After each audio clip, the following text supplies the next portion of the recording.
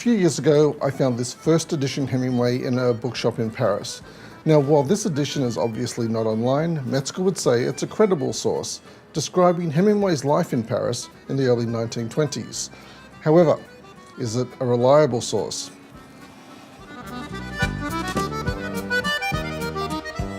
This week, you and your colleagues return to the Metzger reading, which is based on assessing the credibility and reliability of online information. The Metzger article contains extremely important knowledge, highly relevant to this unit's assessments and to academic research in general. It is crucial that you take time for a close and detailed reading of the Metzger article. I've included a link below for your convenience. So, back to my example. Hemingway's A Movable Feast, first published in 1964, 3 years after Hemingway's death, which is another story. This week's learning materials state that you should aim to select resources that are no more than 5 years old. This book and its collected data is well over 50 years old. Yet, given the authorship of Hemingway's memoir, it is for the most part a credible source. When it comes to reliability, it's a bit hit and miss. Yes, Hemingway provides specific addresses of hotels, cafes, apartments and bars, and while many of these locations can still be found in Paris today, some of them are gone. A Movable Feast, well, it speaks to a nostalgia shared by many.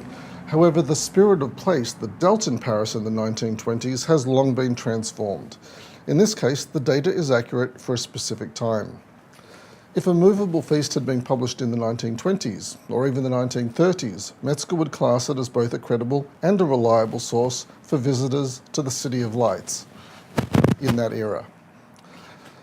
The search for credible and reliable sources should underpin your research. The value of your resources will also depend on your purpose and how you use a resource to support your argument or to strengthen your discussion. They should work like a handshake, where the quality of the resource and your purpose for the resource are a demonstration of mutual benefit. This week's activity asks you to conduct wider research outside this unit's learning materials. You will also need at least an hour and a half to read through the Metzger article. Then apply Metzger's 5 criteria to your wider research and share your findings in the discussion board forum.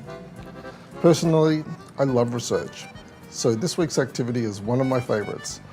I hope you enjoy your research as much as I enjoy mine. Bye for now.